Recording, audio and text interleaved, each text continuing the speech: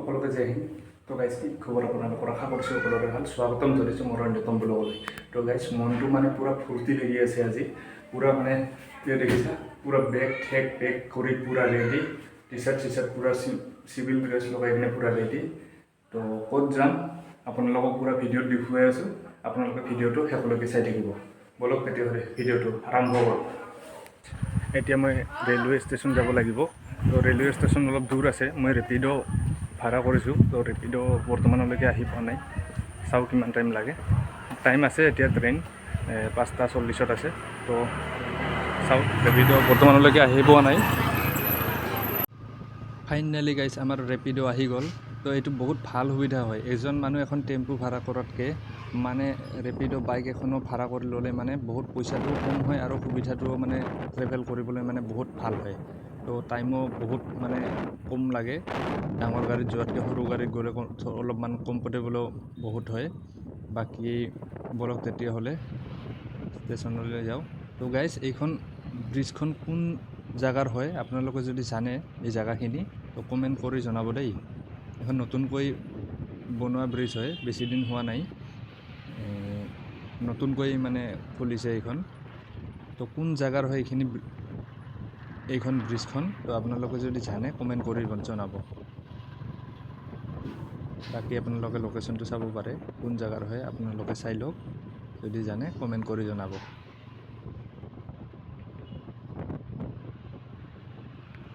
Station আহি পালোঁ।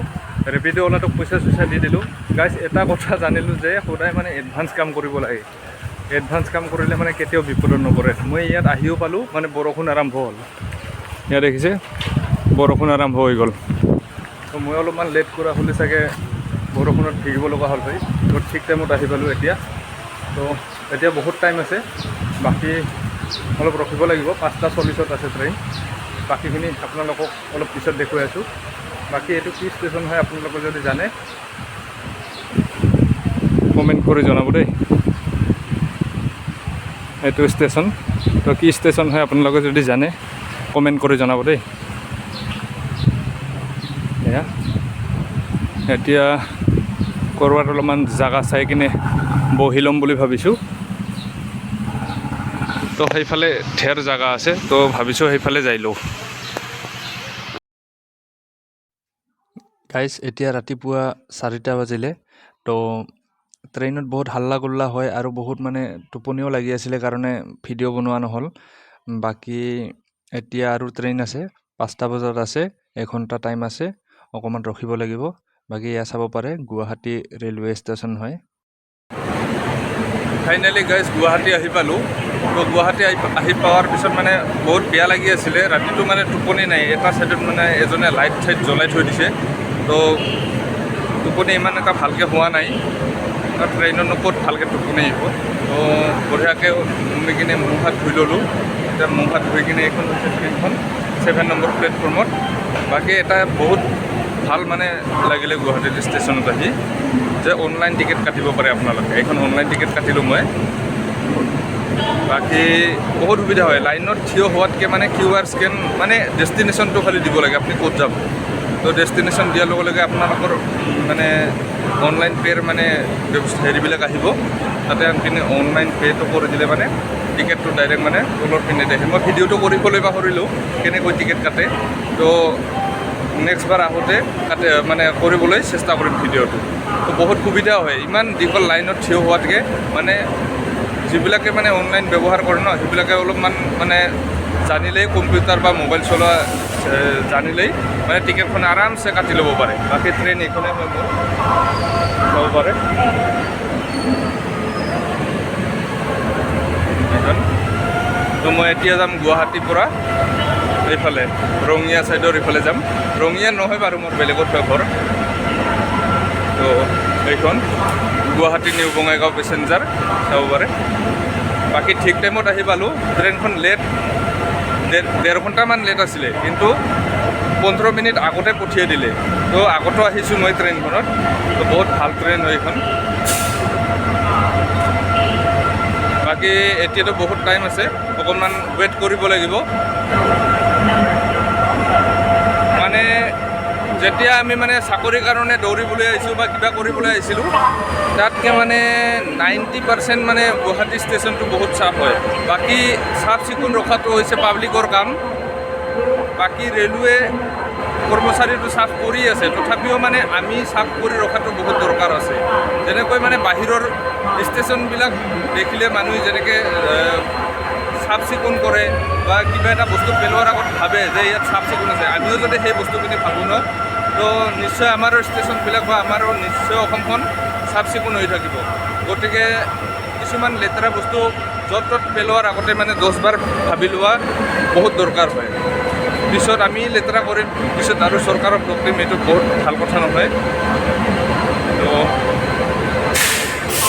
আপোনালোকে চাই ল'ব, আজিকালি চবেই শিক্ষিত হয়, তো জেগাবিলাক চাই কিনে হেৰি কৰিব লাগে, ইউজ কৰিব লাগে, ক'ত কেনেকুৱা কি। আৰু ডাষ্টবিন মই দেখিছোঁ প্ৰায়ভাগ মানে ডাষ্টবিন দিয়ে আছে, তো ডাষ্টবিন ইউজ কৰিলে মানে বেছি ভাল হয়।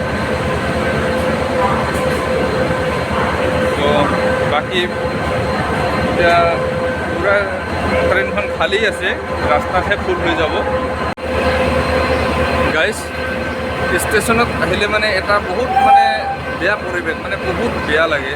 এই যে মোৰ পিছফালে শুই আছে, তো এনেকৈ কোনে শুই পাইছে সেয়েহে এইবিলাক ফিলিং মানে গম পাব যে কেনেকুৱা লাগে ষ্টেচনত প্লেটফৰ্মত শুই থাকিলে বা কিবা কৰিলে।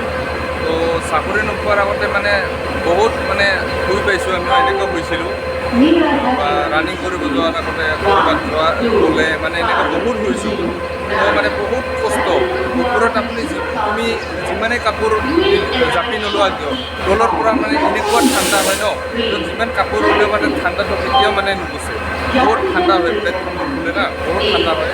তো এইটো মানে পিছফালে এইবিলাক দেখিলে মানে বহুত বেয়া লাগে। চাব পাৰে এইপিনেতো কমেই আছে, বাকী ইফালে 1 নম্বৰ প্লেটফৰ্মতো বহুত আছে। বাকী ট্ৰেইনখন বহুত টাইম আছে, এতিয়া আধা ঘণ্টা কমচে কম আৰু টাইম আছে। গাইজ এনেকৈয়ে আহি পালোঁ এতিয়া আমি শৰাইঘাট ব্ৰিজ। এয়া চাব পাৰে, এয়া হৈছে শৰাইঘাট ব্ৰিজ। তো টাইমটো আপোনালোকে ইয়াতে চাব পাৰে, তো কিমান টাইম লাগে শৰাইঘাট ব্ৰিজখন ক্ৰছ কৰোঁতে।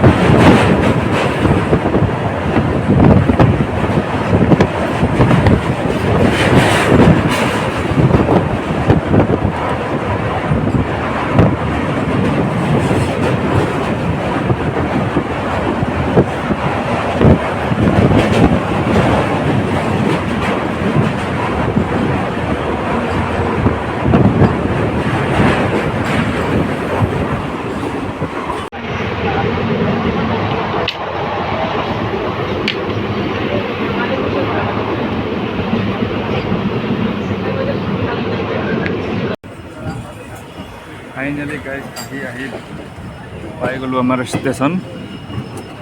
এইটো হৈছে পাটলাদহা ষ্টেচন। তো ইয়াৰ পৰা আৰু যাব লাগিব, দূৰ আছে অকণমান, 7-8 কিলোমিটাৰমান। তো নিবলৈ আহিছে। এতিয়া বাকীখিনি বাইকত তাৰ পৰা আৰম্ভ হ'ব।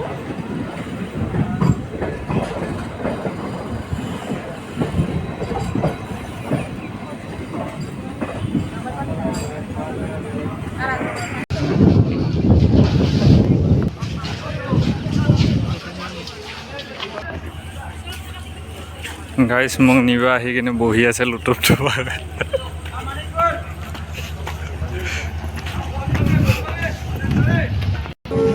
তো গাইজ আজিৰ ব্লগটো ইমানখিনিয়েই। আকৌ এটা নতুন ব্লগত লগ পোৱাৰ আশাৰে আজিলৈ বাই বাই, জয় হিন্দ।